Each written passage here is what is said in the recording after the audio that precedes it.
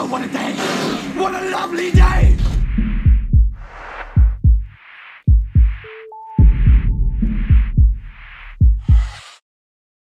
Welcome to Flat Earth Debate. I'm your host, Nathan Oakley, and if you're new to this channel, or you have not done so already, be sure to subscribe and hit the bell notification icon to keep up to date with the Flat Earth Debate. If you would like to support this channel, there is a super chat that runs alongside each of these shows while they're live, and there's also a PayPal link in the info box below the video once it's rendered. But most importantly, if you would like to join the discussion, simply mute the page you are currently watching, then click the link in the info box below this video to join the panel and express your views on the shape of the Earth. If you do join, please don't swear. If you do, you'll be ejected, and if you are, please don't try to rejoin the stream using sock accounts. You'll be warmly welcome back on the next stream. Please also share the show. Sharing the show obviously increases the live audience, but this in turn increases the chances of a more diverse panel. So please share the show. And one last time, if you're new to the channel or you've not done so already, be sure to subscribe and hit the bell notification icon to keep up to date with the Flat Earth Debate. Now we are joined by Mark Doxy, Ranty Hello, Flat Earth, and Sleeping Warrior. Good to have you all. Yo. They did speak, Nath, but you didn't give them a pause. All right. Sometimes I pause, sometimes I don't. Hello, Ranty. Hello. Hello, Mark. Hello, my good man. And hello, Ranty. Hello, everybody. Hello, everybody. I am Peter, and I am Pete. Hey, let's not get to that just yet. Any signs of curvature before we get to that? Any what? Signs of curvature? No. Axial rotation? Anybody seen any signs of that? Yes. Axle rotation on a car. No. Earth-based axial rotation. You're making it difficult now. I know. I'm sorry. It was easy. No, I can't find any.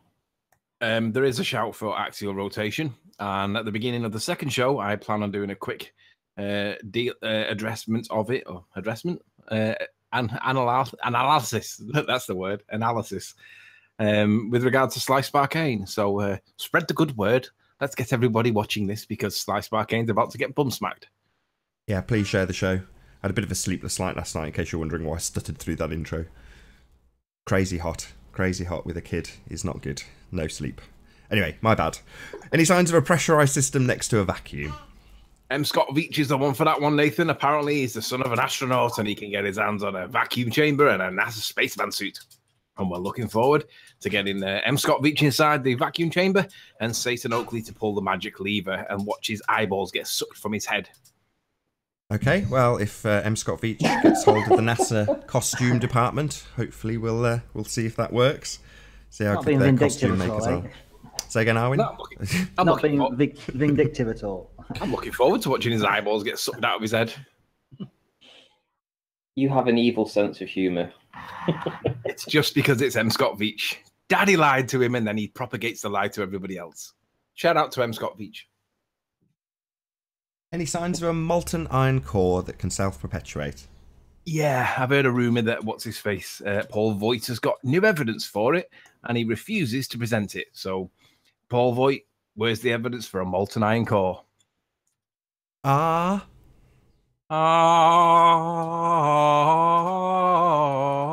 can't do the rest. No. I think I'm forgetting the name of it now. Oh, never mind, carry on. Looking for any signs of our anti. Have you seen any signs of scientific evidence of a Earth-based radius? Got to be specific with you. No.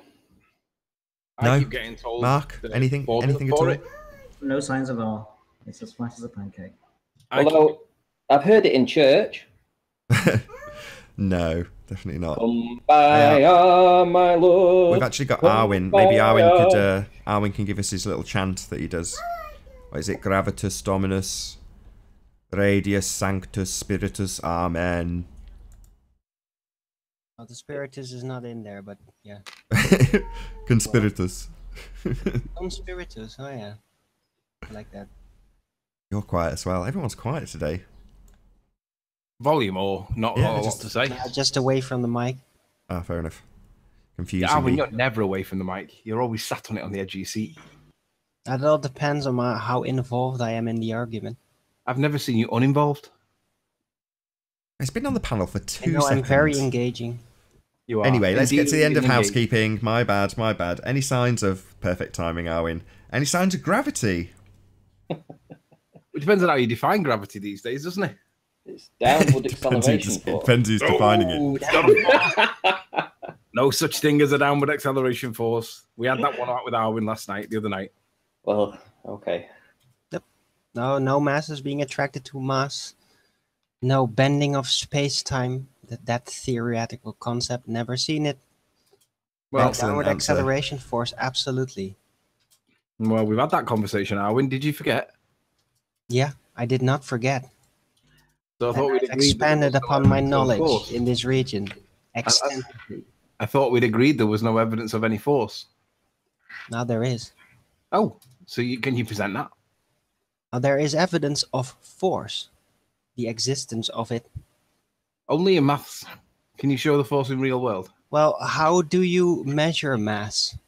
Mathematics. Yeah, I'm asking you, how do you measure mass? How do you measure mass? Mass. Mass. Do you mean mathematically or do you mean literally real? How world? do you measure mass? Isn't it volume by weight? What is weight? Gravitas. No. That's the whole funny thing. You know, weight is something very specific. It is very well defined. It is mass when a force applies to it. Look it up. Okie dokie, anyway. Right, we've Well, already hold had on. this If last that's few the way days. you've rounded it out, I mean, if you were to just wiki it, it's Newton. Well, Newton was a brilliant guy, and then his work got all screwed over by the Freemasons after his death, and against his will published his gravitational pull theory that he didn't want to actually publish because he knew it was just purely speculation. But that's a Darwin. And they sideline. We're abused talking it. about. Hold on. Darwin. We're talking Newton's second law, though. It's not some suppressed thing. You know, it's not even mainstream science anymore. Arwen, listen, there's too many pops going out your mic. Do you want to move it away from your lips a little bit? I can turn you up, Mark. Mark. Why was No, I his getting volume's mixed you fine. up It's with just Darwin getting earlier. all- Been a long night. Yeah. I'll just I've turn had you a up long if you morning. can. It's the plosives. If you can just get a little bit away so it doesn't pop the diaphragm of the mic. Pop, pop, pop, pop, pop. Anyway, I was speaking to Nathan before, and apparently there's an apology coming to Anthony From who? from me. Oh, right. I wasn't expecting this. What's the apology for, Auntie? The apology is for calling you an egotistical bellend in a Skype chat. So where's this? Oh, hold on, Turn up. Anthony. Let's hear the apology then, Ranty. So the apology is for calling you an egotistical bellend. Okay, that's what it's for. I perhaps could have phrased Hold it on. a little less. That's what it's for. Let's hear you actually apologise. Yeah. That's what I've just said. The No, apology. you Yeah, told me you've what the apology described was what the for. apology would be for, should you do it. So the next phrase is normally "I'm sorry for being a dick."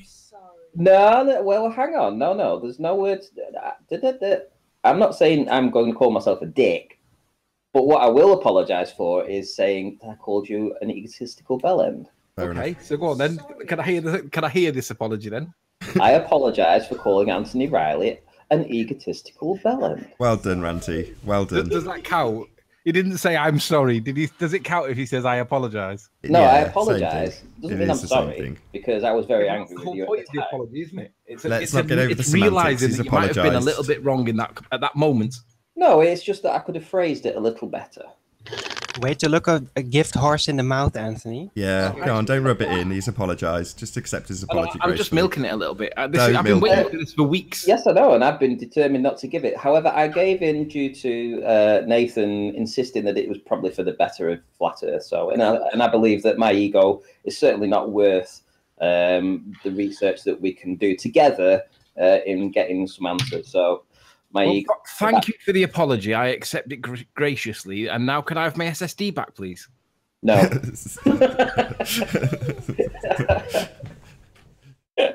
To be fair, he's not using it. It's not like this is some ripping of Ranty's PC to pieces out of spite. Not at all. Although I'm sure Anthony did want it to seem that way. If I can have my SSD back, I'll give you your speakers that Nathan sent you up. Well, you'll have to come and bring it, or meet me halfway. Yeah, I'll meet you halfway. Like, we'll sort it later. Now's not the time for come by ours. I don't know. I think that was a pretty beautiful ending. I'll meet you halfway. That's lovely. That is. Be a song in there. There is a song in there, isn't there? There is a song, but let's not. Unless you're out of tune, then you can sing it, because otherwise I'll get a copyright strike. I've had a really weird morning. Last night when we came back from our short break away, we drained the hot tub so that it was empty. I'd bought a load of bits for it that needed to be replaced. And when I came in last night, fitted all the bits, feeling dead good for myself, fills it all up with water, presses the pump to get it all to start the pumping process. And all the sludge that was building up in the pipes all came out. And it was like a squid squirting all its ink. It just filled the water full of cloudy green algae, dirty stuff that was been sat in the pipes whilst we were away. So it just destroyed all my water that I just put in it. So I had to drain it all off, fill it back up again. And then that's what I've been doing this morning, tidying up the dirt on my inside the hot tub. But now it's all clean. Yay! But I've been doing it in direct sunlight and it's roasting. 28 degrees apparently today.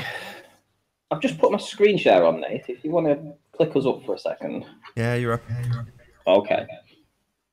So there's this channel that I found. It's called No Fanfare. I would definitely recommend people going over there and watching some of his videos, perhaps even subscribe. He's doing some fantastic work. In actual fact, a lot of the stuff that I've been talking about the fake waves and everything, he explains it. He's been working with it in some of his computer programs, and he's coming to the same conclusions that I have. So certainly, if you've subscribed to me and you're interested in that sort of stuff, you should definitely head over to this guy. Also, are you still using the phrase refractive band?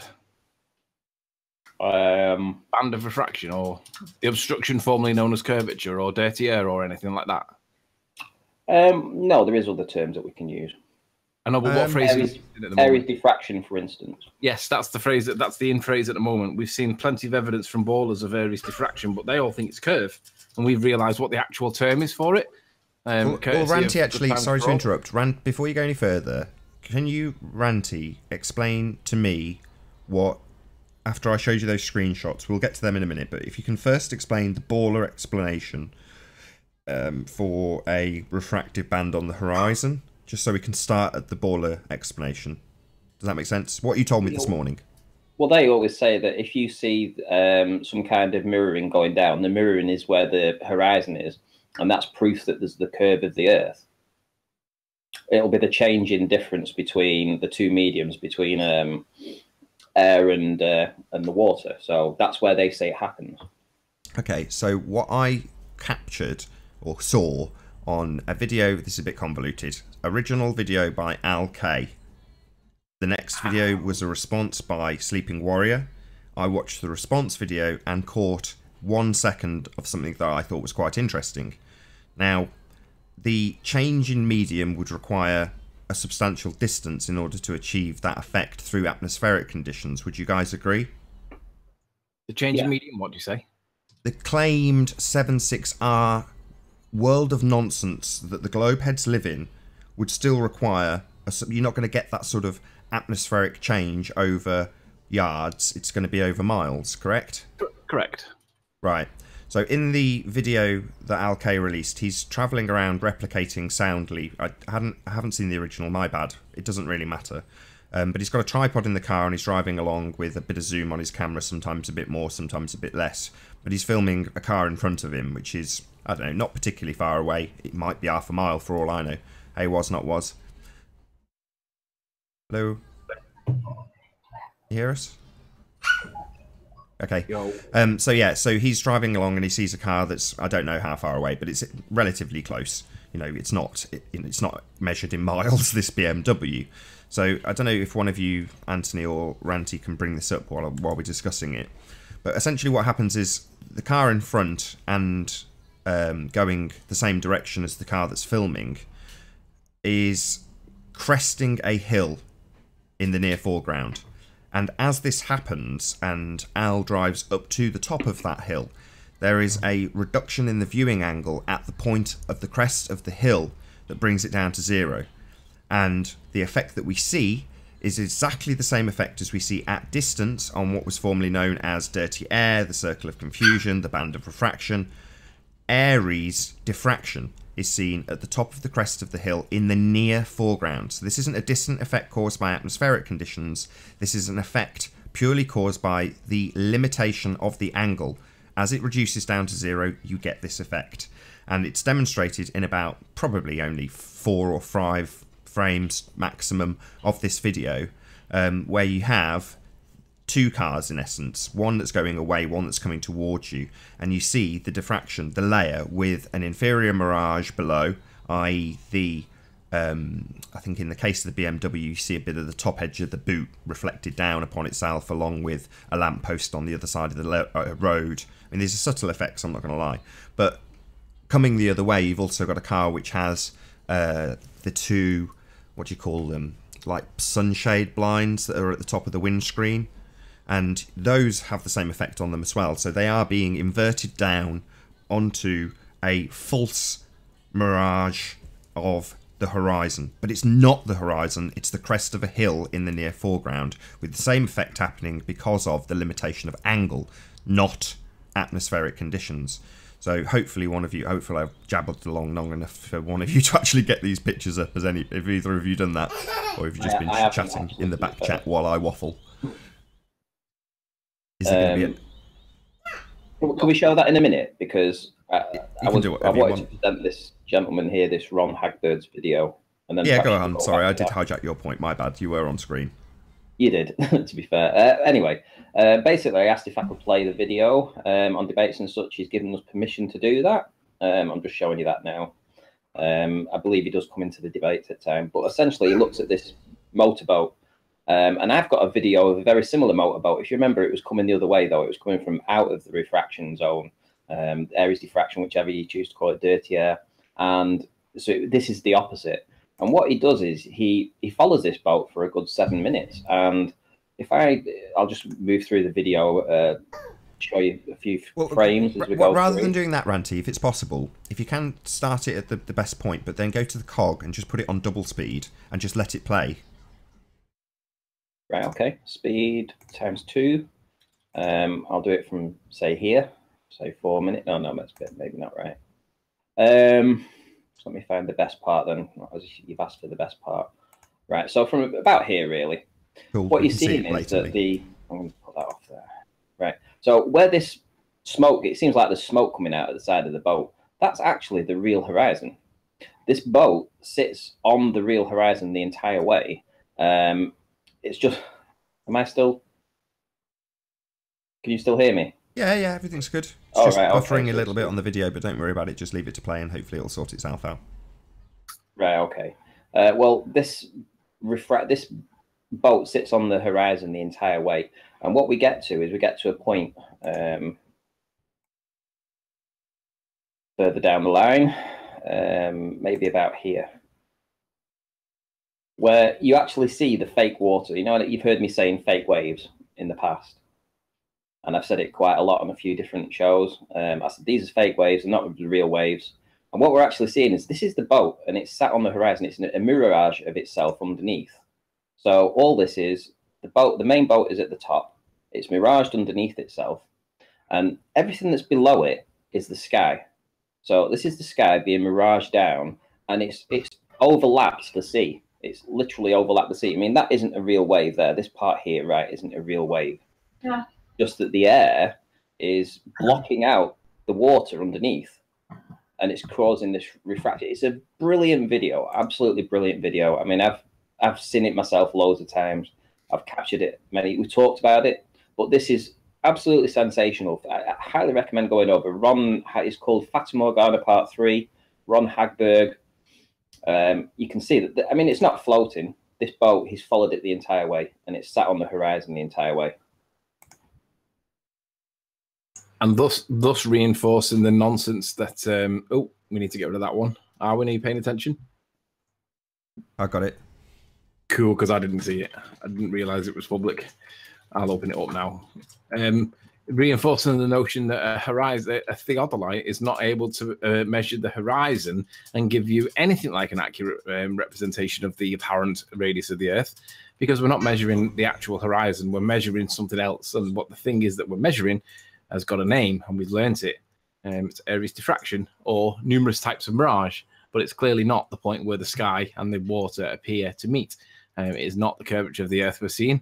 And it kind of blows away this nonsense idea that we live on a sphere when the cause of the obstruction that we formerly believe to be called curvature turns out to be something called Aries diffraction and or miraging.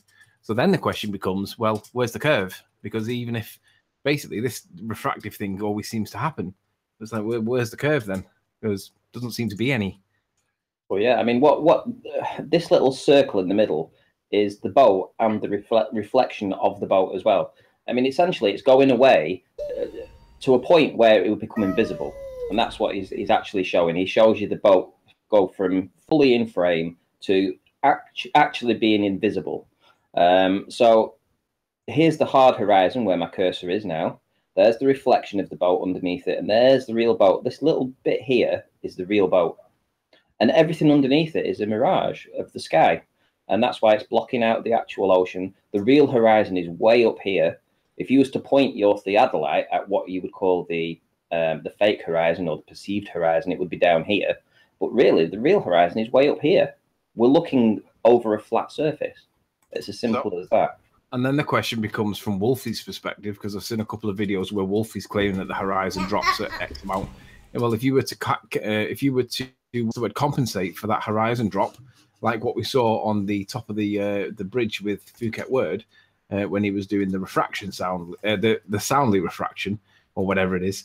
Ultimately, what we're seeing there is not a horizon that appears to dip. What we're seeing is something else altogether, which kind of shits all over their argument that the horizon drops, because it doesn't. It's some kind of optical effect caused by the optical slant, and we were all right. We didn't quite know what it was called, but that band of whatever it is at the horizon, the obstruction formerly known as curvature, or the other words that we gave, like mirages or dirty air or whatever it was, we all knew that, of course, it clearly wasn't the curvature of the Earth that we're seeing. It's optical in some respect, and we don't know what it is, but we know what it's not. And now we do know what it is, and that means that your guys' claims of curvature are all complete and utter nonsense, because we don't have any curvature in the picture. We have optical effects known as Aries diffraction, and that's all it is. So you'll have to tell us where all this curvature's gone, because none of these curvature claims are valid anymore.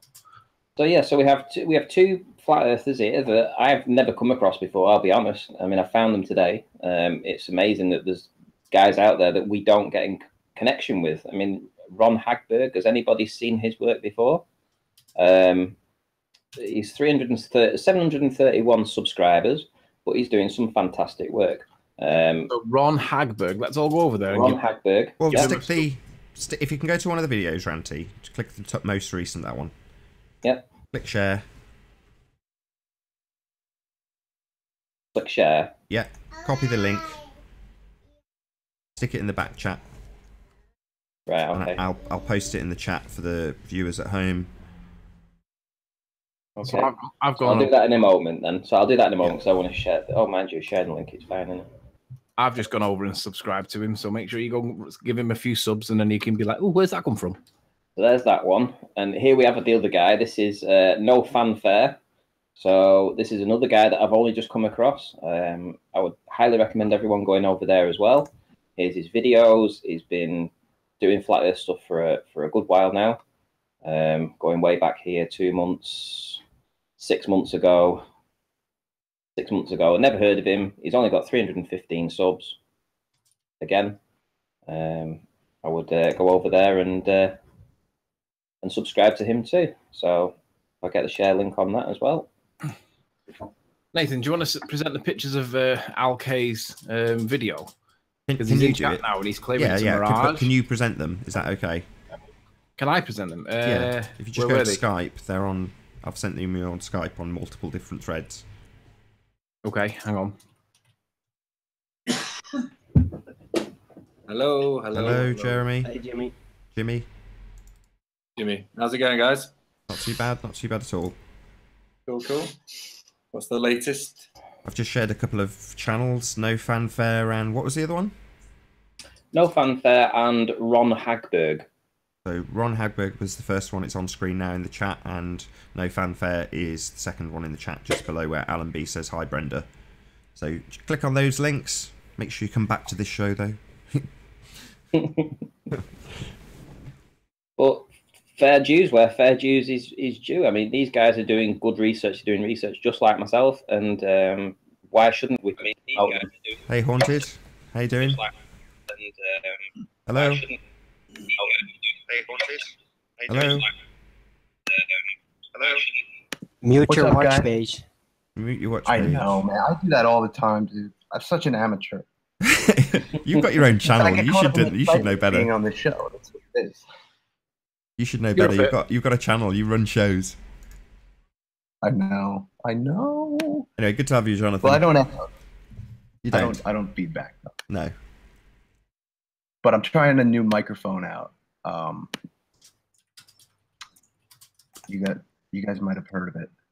Did the sound change right there? Yeah, it's not as good as your blue. Mhm. Is this what it's degenerated to? This is just a platform for sound checks. Wonderful. I want to introduce a new part to the I show. appreciate the input. I know it's coming from a good place. You know, near field technology, I love that it's coming out. Like the AirPods and all this stuff, like immediate hookup with Bluetooth. Cool. So you guys wrapped up and did we prove this yet? And I don't mean to interrupt if you guys were on a line of thought. I heard you mention a few channels. Ron, The only thing I did want to do just before we wrap up was hopefully run to your Sleeping Warrior and share those stills from Al K's video if one of them is good enough to bring them up. I'm just going through them now and save them all, so you have to. Oh, give me a brilliant, sec. brilliant. Plug away, Jonathan. okay. And what's up, Anthony? What's up, Barwa? Yo. What about me? What about you? Screw you, was not was. Me? Screw you, Jimmy. Screw you, Screw you, Ranty. Mark. Screw you, Ranty. Screw you, Ranty. Can you put me on screen, Nate? I can. Troll A little nonsense. portion of this I want to go through each week. I think now I'm going to call it troll nonsense. And this Okay. is week 3, July 2018. This is just some of the comments that I want to highlight for their stupidity in some of the comments on my channel. We have from Lyle Landstrom. So what should one expect to see on a ball of a radius of 3,950 miles while looking over 0.5 circumference? Oh, wait, the flat earthers won't even do that calculation. Blah, blah, blah. So essentially, he's ignoring the curve calculator. He's basically saying that you shouldn't see any, you can ignore the curve calc, basically. So if I've got 22 miles and I'm seeing something from 22 miles away, doesn't matter because the Earth is 3,950 miles wide. So it doesn't matter that there's a mathematical formula that would tell us how much should be hidden over a curve of the Earth. Well, he's forcing you to beg the question. So he's saying you must assume the radius. You must assume R. Flat earthers won't even do this. And by do this, he means beg the question, force us to have a radius and do those calculations. Assume you're on a ball. Total nonsense. Lyle, is it Landstorm? Landstrom. Yeah. Landstrom. Idiot. Retardedness.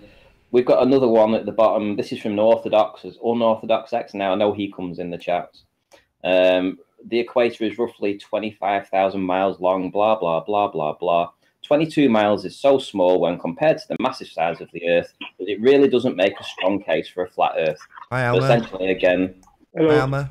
he is Can you hear getting me us? to take the question of the 22 miles and ignoring the fact that there is a mathematical hidden value given to a curve of the Earth at that distance.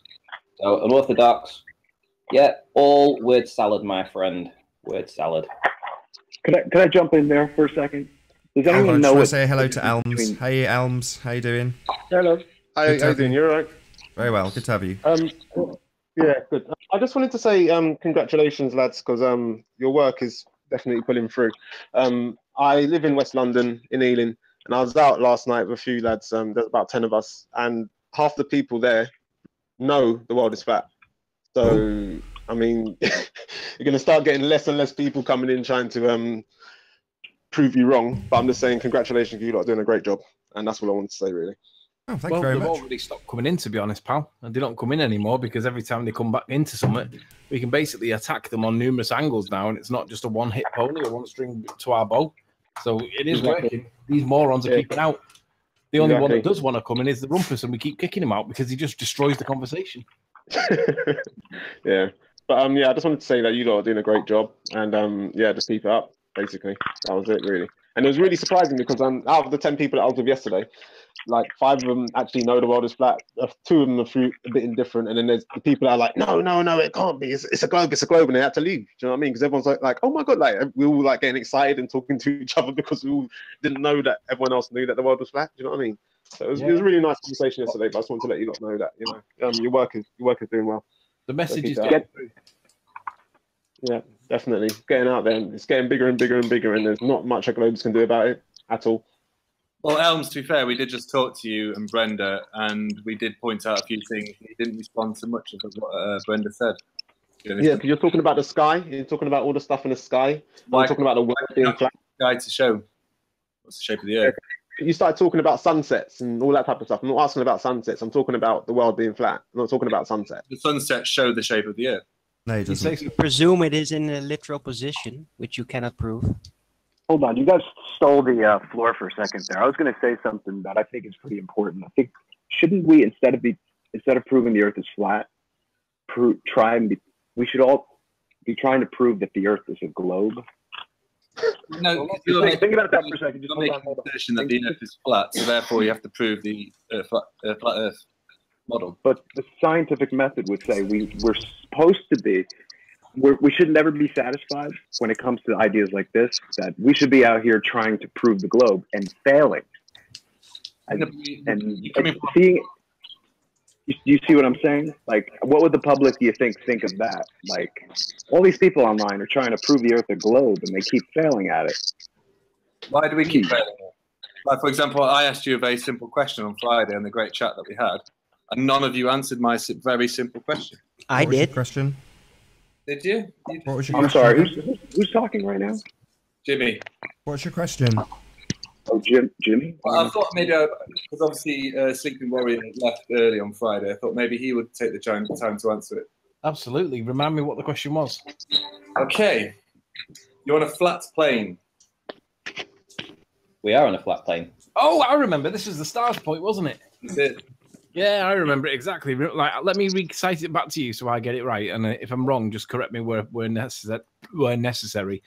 Am I right in saying that your position is that you can look south and you can all see the same set of stars, right? Yeah. One star in particular, but carry on. One star in particular? Yeah, the rest of the stars are there, and obviously they're of importance. But there's one star. You mean the constellation known as Octans, yeah? Or Sigma Octantis? Yeah. Right. Well, first off, you can't actually see that because it's too low it's too low brightness. You can't actually see it unless you have some incredible. Okay, so you've got a telescope. No, it's too dim. The issue is that it's too dim. It's a very low magnitude star, and I can present you evidence from the Tasmanian Astronomical Society that tells me that they. Plain truth. Hey guys. Yo. Plain, stick yourself on mute, man. You got loads of background noise. The Royal Astronomical Society of Tasmania were unable to identify the constellation known as Octans, and that's basically right next to the constellation or the star that you're referring to, and it can't even be seen. So if the Astronomical Society can't get the nearest constellation to Octans, what makes you think that there's even Octans there? Because on a telescope, like in the northern hemisphere, I was going to say hemisphere then, but Nathan might have a go at me. In England, when you're aligning your telescope to Polaris, you can do exactly the same thing with Sigma Octantis in the south. But you can't even see Sigma Octantis. Do you realise how low the magnitude of that star is? It is a dim star, so I'll give you that, but you can still see it. No, you can't. Yeah, you can. Have you actually tried hold to on. Like, this is. I don't want it to generate into yes, you can, no, you can't. Hold on. So your argument, Jimmy, is that you can see it if you take a telescope. Right. No, what do you think the astronomical? Hold on. What do you think the astronomical society are using to try and look at it? Well, show me what they're talking about because I don't believe it. No problem. Anthony, can you get your references? Bear with me. No problem. So while he's doing that, Jimmy, do you want to dig us out pictures that you've taken with your telescope? I don't have them on me at the moment. You don't have them with you? Multitude of pictures out there from millions of different astronomers that have got pictures of it.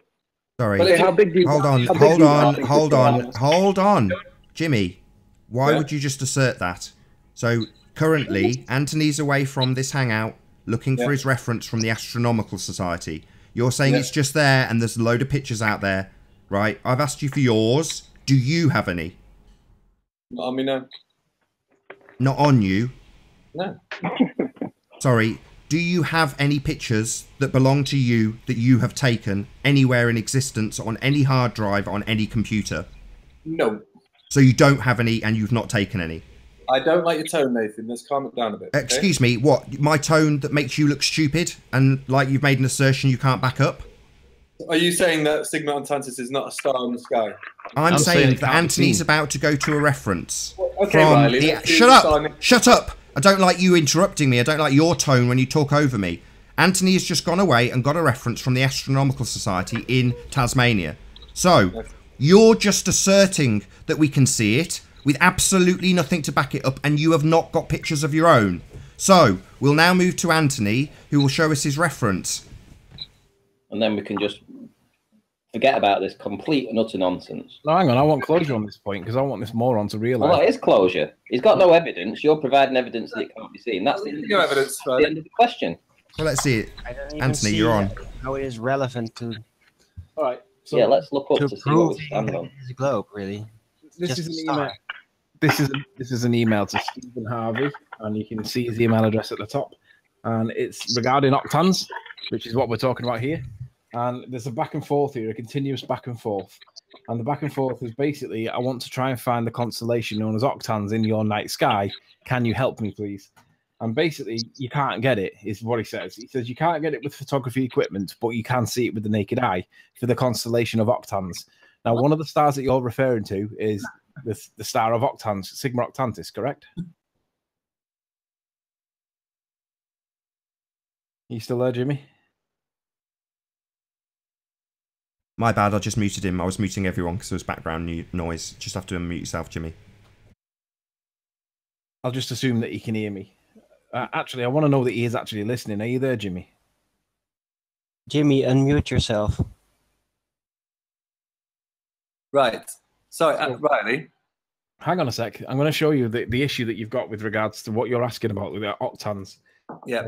So this is a back and forth that I've had with him over a period of weeks, and basically what he tells me is that you can't see it unless you do it with the naked eye, and I'm like, that's bullshit. That's rubbish. You've got to be able to have equipment in an astronomical society to be able to identify this constellation that you're referring to, the Sigma Octantis and the constellation known as octans. Can I ask why you're laughing? I'm laughing because you're talking about you need a telescope, and I'm saying your words in front of you say you can see it only with the naked eye. So according to the star anywhere, then brilliant. Carry on. But do you understand that creates a problem though when it comes to presenting evidence that it exists? Because if it relies on the naked eye, and I have to physically go there myself, I can't verify that it's true. You can see it with your naked eye. You can see it. Sorry, have you seen it with your naked eye? You complete dumbass. Say again, sorry, Nathan. Have you seen it with your naked eye? So, how can you record something with your naked eye, Jimmy? Right. Okay, guys. What is Sorry, no, Jimmy. Let's just establish. You have said that there are loads of these photographs out there. The Astronomical Society says you can only see it with the naked eye. So you're going to retract your bullshit? Utter nonsense, that is. Sorry, you have stated that you can get loads of pictures that are out there. I asked you to do exactly that. You said not at the moment, not on me, because you're a wanker. Now I'm asking if you are going to retract your bullshit based on the fact the Astronomical Society says you can only see it with the naked eye. No, because your buddy... Are you going to retract that there are lots of photographs out there or not? No, I'm not. Right, go and get one right now. I will do. I want to carry on this Hold point. on, nobody say anything. Nothing's going to happen until Jimmy backs up his claim. Anthony's backed up his claim, now you back yours up. And then he said you can't see it. Not and then. Go and get a picture of this star. Or, Nathan, in the alternative, you could just read what I've got highlighted on screen right now. Can you read it, Anthony? I can't. It's too small. The closest star to the southern celestial pole is called Polaris Australis, or the South Star, and its current catalogue name is Sigma Octantis. It is a little over 1 degree from the southern celestial point. The real challenge is to see it, as it is a magnitude 5.4 star. The brighter stars in octans are magnitude 4, and these can only be seen naked eye in the very darkest of skies. There are many even closer stars, but none that are brighter than magnitude 7. The closest brightest star is Beta Hydrae at magnitude 2.1, but it's over 12 degrees from the southern celestial point. Now, then he says, hopefully this gives you some perspective of how hard it is to pinpoint the southern celestial pole naked eye. It is relatively easy to do with good binoculars in dark skies. It is relatively easy to do in good binoculars in dark skies, virtually impossible. Why are you laughing?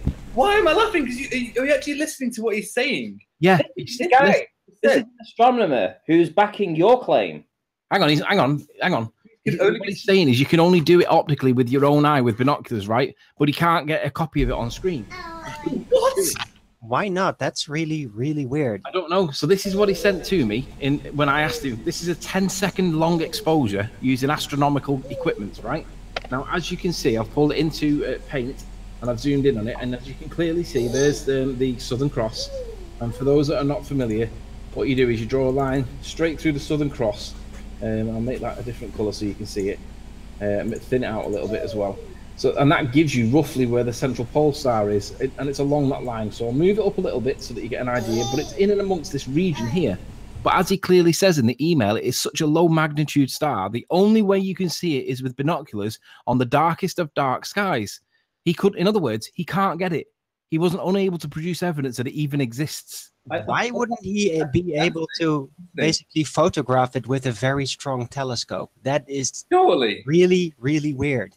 Well, I'll tell you the reason why. You can barely see it with your naked eye, but you can see it with binoculars, but you can't see it with a telescope. Are you? That doesn't make any sense to me. Hey, this is not my claim.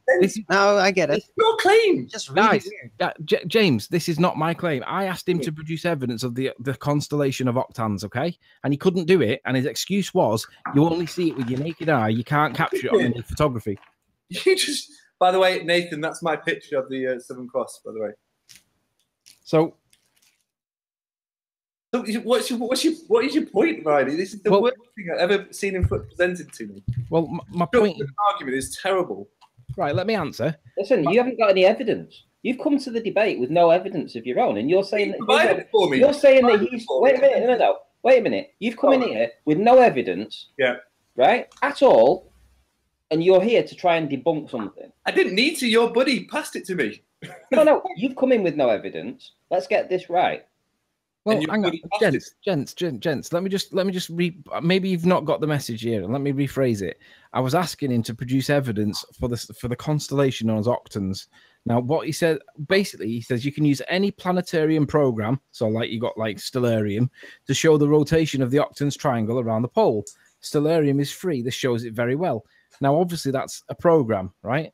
Mm-hmm. And I want to see the empirical evidence. So I said, sure. But I was hoping for some empirical evidence, and an astronomical society would be the place that I would hope to find some. Do you have any actual photos taken by people with telescopes? When I first researched octans, I found it had 4 stars, but now it only has 3, apparently. I was intrigued by what happened to the 4th star, so I wanted to see it for myself without physically getting on a plane. I'm just trying to prove to myself where the 4th star went to and why it's not sighted anymore. I also want to see its proximity to the southern rotation point. I'm confused. And then he says, there have been no loss of stars in the constellation. How many stars are joined up is a whim of those choosing how to represent the constellation in the particular planetarium program or of paper maps. I've seen a number of different versions for octans that usually include theta octantis or lambda octans. I don't think I've seen a line diagram joining up any stars close to the rotation point. Blah, blah, blah, blah. Let me see if this is the one I want. Right. So I'm asking him for... Can you take a long exposure showing octans on it with a DSLR, for example? Yes, a 10-second exposure at high ISO settings and full aperture for a DSLR will start to reveal all of the key stars in octans. And I said, would you be able to do this for me somehow? And he said, so there's a continuous back and forth. And basically, when he got round to it, and I pushed him and pushed him and pushed him, this is what he sent to me, right?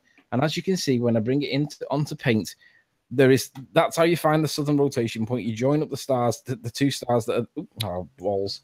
You join these two stars up. I've had to leave that line there. In fact, I might be able to get rid of it. There we go. So you join up these two lines in the constellation known as the thingy, and it's along here somewhere.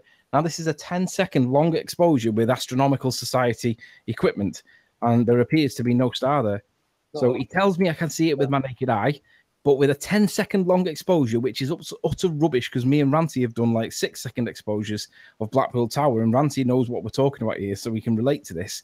With a 10-second long exposure, a 4.7 magnitude star known as octans is not on the picture. It's not there. But he's telling me it's there, and you're telling me it's there, but there's nothing there. So my question is, how has anybody got evidence of it? Because if the Astronomical Society of Tasmania can't get it, and you're popping up with it, I want to know where it's come from. Because if these guys can't get it with astronomical telescopes, and bottom dollar says that your guys haven't got it neither. Anthony, what would the evidence look like that you're asking for? It would be one of these dots, one of these white dots, and it would be a darker dot. It wouldn't be as bright white as like the ones that are in the Southern Cross, but it would be along the line that's in here somewhere, and you should be able to see the constellation known as Octans, which is a triangle, and it's got 3 stars, or some put it with 4. But as you can see, there is nothing in the area that indicates that there's a rotation point star, which is your point, Jason. Now, that takes me to another point. You say, Anthony, just a minute. We go after that. What would be the next step, though? Let's say he did produce the data. Well, let's say it's there. No, just one second, Anthony. Just let me get this straight. Yeah? Ranty, hold on, Jonathan. Just let Jimmy actually respond. Thank you, Nathan. Thank you, Nathan. So your point was that it's not there, you can't see it, and then you brought up a chat with some guy at the Astro place in Tasmania. Yeah, what work did you do, Jimmy? What work did you do? Anthony's gone, he's gone away. Ranty, no, wait a minute. Ranty, he's gone away. He's lay found off. out this Ranty, please. He's emailed them. He's done a back and forth to get your argument. Ranty, he got about 10 seconds to reply. Just let him get through his reply, please. So, thank you, Ranty. I get called a moron for interrupting, but anyway.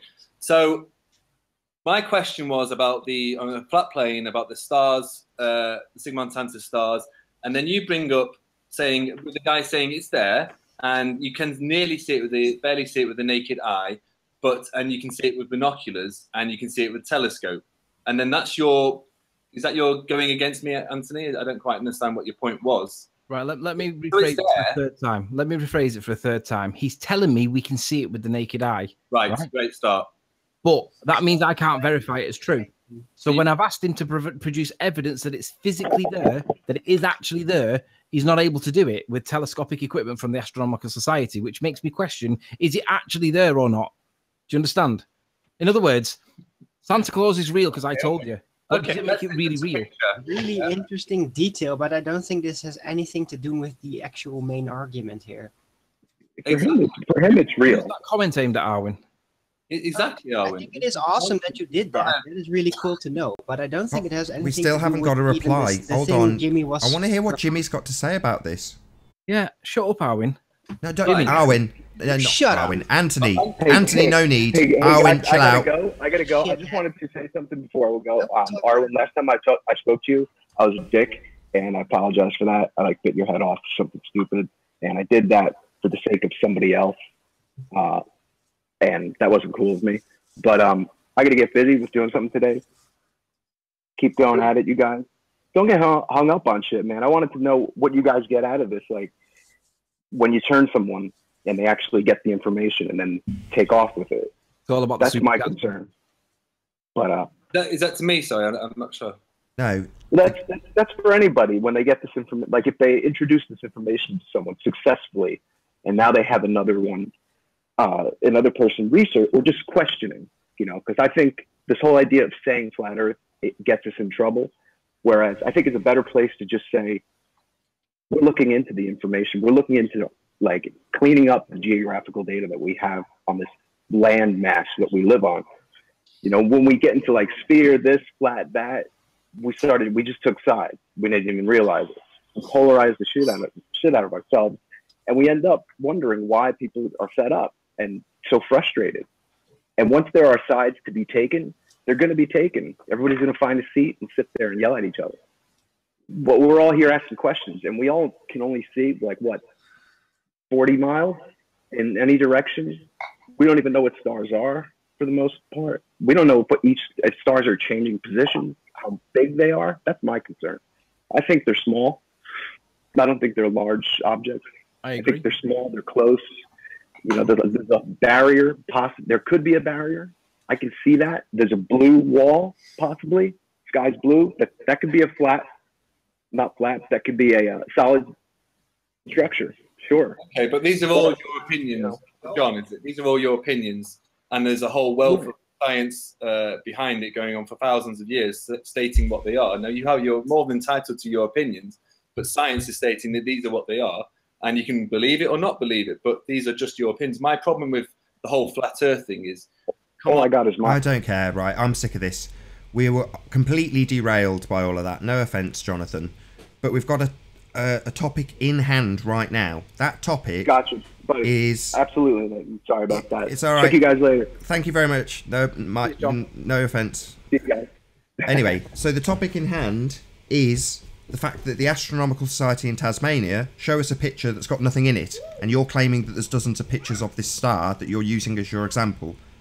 No, you're talking about an image that's displayed on a screen. If the image might actually, if you developed it properly, might actually show the star. I was talking hang on, it's quite credible evidence, though, don't you think? What's credible evidence? You said it coming in, so you can't see it, so might not be there. Yeah, he says it, but I can say Santa exists, right? Words with the guy saying that you can barely see it with your eye. Well, here's the thing, though. The reason why this is important is you're going to claim that you can see that in Australia equally as much as you can see it in South America, correct? Anthony, let's start again. So you can see the Southern Cross. We all agree on that. Well, hang on. The issue is going to be, what do we see when two observers look south? No. Hold on. What are you doing, Jimmy? That wasn't what you stated. Let's start the whole thing again, get it up and running. So you've got a picture. Shush. That's not what you stated. You named a specific star, and now you're saying, well, we can see the Southern Cross. No, let's not do that. Let's stick with Sigma Octantis. Why are you talking over me? We will stick with your original example that you gave, which was Sigma Octantis, not the Southern Cross. Because the Southern Cross isn't near the rotation point. Really? Yeah, really. It's at 60 degrees. Wait, 60 degrees or 16 degrees? It might be 70. It points to it. Is it that far away? It points to it, yeah, but it's not near it. And the point that I'm going to get to is that is a lot. If your perception, if we live on a sphere, right, and let's just say that octans does exist, it should be the case that a guy in Australia and a guy in South America can both see the same star at the same time, quote, when looking south, unquote. Now, I have a problem with the word south, because how do you deduce south? My point is, I'm talking about looking at a certain point in the sky. Right, but it has to be due south, because it has to be opposite the north rotation point, right? Yeah. So how do you ascertain south when you're in the south and you can't see the North Pole or the North Star? I'm talking about looking at a point in the sky. Yeah, so am I. How do you tell that you're looking at the same star? The stars go around that point. Right, so how do you tell that if, say, you're in Australia and I'm in South America, and let's look up and we both see the same star in the sky. Okay. The claim on a ball is that that's opposite the North Star. That puts it at south, correct? Okay, we'll change it. No. Answer the question. What was the question again? If you're looking at, you're in Australia, right? Mm-hmm. I'm in South America.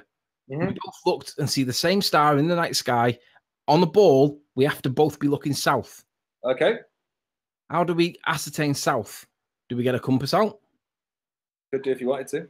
Right. So I get my compass out and I look at mine and I say, it's about 2 degrees off south. Because 1 degree off south. No, maybe 2. 1.5. We'll say 1.5. Because that's what the declination value is. You get your compass out and yours is reading 14 degrees off. Okay, so how does this work on a flat plane then?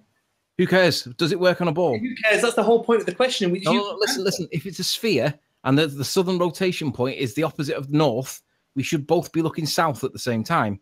But I'm looking at about 1 to 2 degrees. You're looking anywhere between 11 and 14 degrees. So your compass is not telling you the truth. And we know that because there's something called declination. On a flat plane, Anthony, you are looking in completely different direction. But you're telling me it's the southern rotation point. Yeah, on the globe. Right. So that needs to be opposite north, right? Right. So explain that on a flat plane then. No, forget flat plane. If it doesn't work on a sphere, mate. Anthony. No, listen. It has to be directly south because it has to be opposite north. If it's a ball that's spinning on an axis. Right. So the North Star you can't see. So you have to do it with a compass because it's beyond the horizon. So you're going to get your stars and you're going to line it up and you're going to read yours off and it's going to be somewhere between 11 and 14 degrees. Mine's about 1. Mine's subject to declination in the same way that yours is. The question becomes, how is it that they're not south? Because it might be south from me by 1 degree. That's enough. But yours is 12.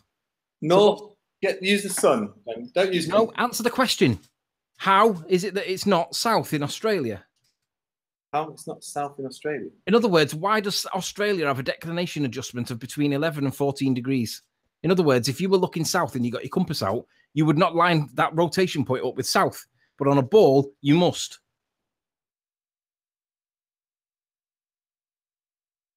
What? Answer my question, Riley. Stop stuttering and answer the question. Don't be rude. Sphere, Sun. both people Answer the question. same star, and it needs to be due south for both observers. I asked the first original question. And he's answered it. You try to subvert it. I've given you a thing about. Am I being muted? Can you hear me? Yeah, we hear you. Right. I asked the original question. You tried poorly to subvert it in terms of you can't see the stars. So how do you know it's there? We've then had to move on to using the Southern Cross. You then tried to use it with about compasses and declination, all that sort of thing. I'm saying don't use compasses. Use the sun. How do you work out south then? Answer the question that I originally asked, and you have not answered it at all. Go on then, re-ask the question and let's see whether it's been answered. What was the question? The question was, on a flat plane, yeah, how does the people in Australia, South Africa, and South America see the same Southern Cross when they be in different directions? That's not what you said. You didn't say Southern Cross. Why are you now lying? No, that's what that wasn't the claim. It was. You said originally, why is it that the same observers see the same stars when looking south? Is that not right? No, I said observers in the different continents. Yeah, but they've got to look south on your model. Is that not correct? Yes. Right. So, given that we can't even... When you look south on a... Hang on. Given that we can't even establish the rotation point, right, and we have to guess, there's something called declination, right? And if you're in South America and you look due south, you do not see the rotation stars. You have to look 1 degree off. It's called declination. And if you're in Australia, when you look due south, you also do not see the rotation point. Due south. You have to look between 11 and 14 degrees off due south. Due south. In Australia.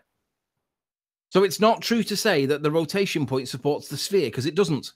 There's something called declination, which you have to adjust for. My question, Anthony. My question was, on a flat plane, across these 3 different continents, how can they see the same star when a flat plane south will be looking in different directions? But you're failing to make your original assertion in the first place. But that was the question. That was the question on Friday. No, it wasn't. It wasn't. Assuming they're in different directions. Hey, everybody calm down. Ranty, Arwin, stop it. Just let it be one-on-one. He's changed the question. It doesn't matter. Let Anthony pick up on it. Well, I didn't hear the question on Friday. I wasn't here. I missed the first show. No, you were there when I asked the question. Yeah, but I left, didn't I? So then I missed what was being said for a bit until I come back. Right. So on a flat plane, given that we have no model and I don't subscribe to any model, and I think it's probably completely flat. Yeah, but I don't think necessarily it is flat. I think there's some 4th or 5th dimensional going on. But that's in any event. The point is that if we live in a sphere, your assertion of the stars has to be true before we even get to mine. No, we don't. Yeah, it has to be south. How would it work on a flat plane? I don't know, is the answer. No, right, that's your answer. Move on. Thank you. No, but we're moving on because I want to show you the fallacy in your point. You believe that we live on a ball, and you believe that 2 observers can look to the south and see the south rotation point, not realizing that you're not looking south. True south. Did you hear what I just said? Yes, and I said true south. To answer, you're looking true south you'll see the pole stars and the Southern Cross. No, you won't. And you can see it from every single continent. No, you won't. Fact. That is No, absolute fact. No, you won't. No, you won't, mate. You have something called declination that you need to just adjust. That's magnetic south. I'm talking true south. Keep on going, Anthony. Right, so how are we going to work out true south then? Use the sun at midday and look the opposite way. Carry on. What's next? You don't even know where the sun doesn't rise and set exactly due east and west. So how are you going to make the adjustment for where it's coming in from? At noon, it's north. It's pointing north. It's right above your head. That doesn't give you a bearing for east and west, though. It's right above your head. Doesn't it help you? Solar noon, Anthony. Keep on going. So you basically said... No, hang on. I'm asking you, how are you going to work out true north and true south? Sun. I've just said it. Yeah, and it doesn't help you at high noon. It does. How? It's right above your head. You look at it, and that's going north. You look at the opposite way, and that's south. But you don't know which angle it's came at you from, and you can't deduce... You're looking at one instance in time at noon. But it's the instance that you've picked. Look at the shadow. There wouldn't be a shadow when it's directly overhead, would there? Exactly. So how's that going to help you? What is this, Anthony? Why don't you just go with the answer that you gave, which is I don't know how it would work on a flat plane. And then I have gone with that, and we moved on from it. And my point was back to you that you've got the perception, a misguided perception, that two observers looking south will see the rotation point. How that realize that they're not looking south. Anthony Riley is saying he doesn't know how it would work on a flat plane, yet it would work on a globe, and it does work on a globe, and it's fact what I've just said. Thank you very much. What do you mean it's backed what you just said? What are you talking about, you idiot? Didn't back what you just said at all. You've got the misguided perception that you can look south. Rude, Anthony. Right. I'm below sub-idiot, but anyway, carry on. You've got the misguided perception that on a ball, you can have two observers looking due south, either true south or due south, whichever. True south. Let's stick with true south. Well, whatever. So my question is, how do you deduce that? What method are you going to use to work out what is due south? I've told you the method several times. You keep asking me the same question. And the sun is useless. It doesn't help you when it's at high noon, so you need another one. What do you want to say as fact? What do you want to go and look it up? Research it, Anthony. Right, I want you to go and do it then. You tell me how you would point south, be it true south or magnetic south. What would you do? True south. Right, so what would you do then? The sun at noon. Right, the sun at noon doesn't help you. You can't tell a direction from the sun when it's right over your head. The best option that you can give me with regards to the sun, the best option you can give me with regards to the sun is what you can observe it when it rises over the horizon for dawn, or you can watch it setting over the horizon at dusk. That's the best option you got, but high noon's not going to help you. Okay. So basically, your answer to the question is, I don't know. Does anyone else want to attempt that question? Why? Do you feel that this actually proves you live on a sphere? Yeah. Why? Why? You've got loads of different versions of the direction that you're travelling in, or looking in this instance. So why would you assume that in some way proves something when you've got various different versions of north, and the point that you're trying to look at, or your original claim to look at Sigma Octantis, is a star that even the Astronomical Society say they can't see? No, they didn't say that, Nathan. They said well, they showed us a picture of what they caught, and it wasn't there. I couldn't see anything. I just saw black. No, read what Anthony showed on his own bloody email. That's hilarious. All right, put it back You up. can barely see it with your own eye. There have to be the right conditions for it. Yeah, but the problem is, I can tell you Father Christmas exists. Night sky, they can see it. And then, therefore, with a telescope, you can see it. And then he showed a picture of the Southern Cross. Let's carry on. What's this?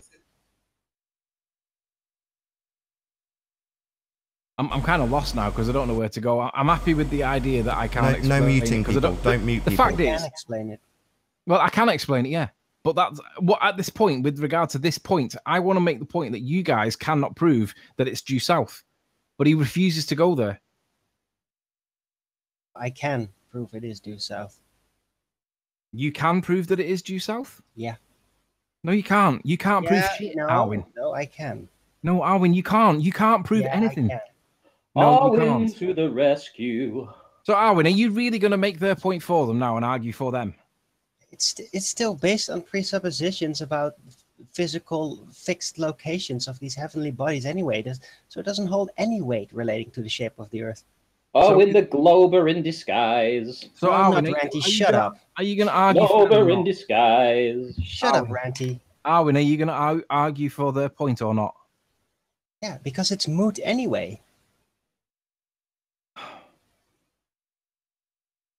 Why would you argue for their point again, Arwin? Because it is moot, as I just explained. It's all based on the presupposition that the globe of the heavens, as we see it, are all lights in fixed literal positions, and they have no proof for this. But Anyhow, Arwin, it isn't moot. it is moot. It isn't. It's unproven. Arwin, there's something called declination that changes the position of south. They have to change. They have to define what the magnetic south. Yeah, but that's where the magnetic rotation point is, isn't it? The magnetic rotation point? Yeah, the rotation point in the sky. It's the point that it's just off the set. So you're claiming that the stars are caused because of magnetics, are you? Pardon? So you're claiming that the stars are a magnetic phenomena? I'm claiming that whatever they call south, they can't work it out because it goes against their compass, and they've got to adjust for declination. No, that's magnetic south. Magnetic south. Celestial south. Right, but you're saying you can prove their south is south. Yeah. Right, but that's their argument, and I want him to do that. So why would you want to do that? Because it is moot anyway, because it's all based on presupposition of physical Arwin, bodies in fixed positions. Okay, Arwin, you argue their point for them, right? So what I'm going to do, because Jimmy's no longer going to be doing it, I'm going to kick Jimmy. Sorry, Jimmy, but you're gone. Arwin's now going to take your place. Arwin, how are you going to prove south? By comparing the star map and all the relative positions of every star in the sky as it has been mapped out in detail, and the relative positions between these stars do not vary ever, and then just take the opposite direction on the globe of the heavens and say, okay, that is north, because it is in that position. It to the star map, right? What star map are you going to compare it to? The Stellarium? star map. Stellarium? If that is the star map, that's what it's called. There's actual globes made with the constellations on them depicted. Yeah, I understand. But what I'm trying to establish, and you said you could prove it, I'm trying to establish how you're going to prove south. Very simple. You take the celestial globe, see how it spins, and then the southern rotation point of this spin is the celestial southern direction. That's an assumption, Arwin. How would you prove that is what it is defined as. No, that because is the problem is celestial southern direction. Right, but the problem is you're accepting that that's south. But when you line it up with your compass, if you're in Australia, it's between 11 and 14 degrees off south. It doesn't line up. Yeah, that's because it's a different method of approaching what south is. That is magnetic south, and there's such a thing as celestial south. Right. They're both different things. I understand that, but you're going to prove that it's south. So my question that is how south is defined. No, it's not. The only thing we can work with. It's opposite north, Arwin. Yeah. It's opposite north. Yeah. Right, so you can't see north to be able to get it. So you have to trust that the rotation point... And with that, I'm going to say first and foremost a huge, massive, enormous thank you to all of the live audience for tuning in and hopefully sharing this debate. And of course, a massive thank you to all of the debating panel for making this debate possible. If you hated the show, you know exactly what to do. But if you like the show, maybe consider sharing it with a friend or subscribing if you have not done so already. I've been Nathan Oakley, and I'll see you all in the next video. Oh, what a day! What a lovely day!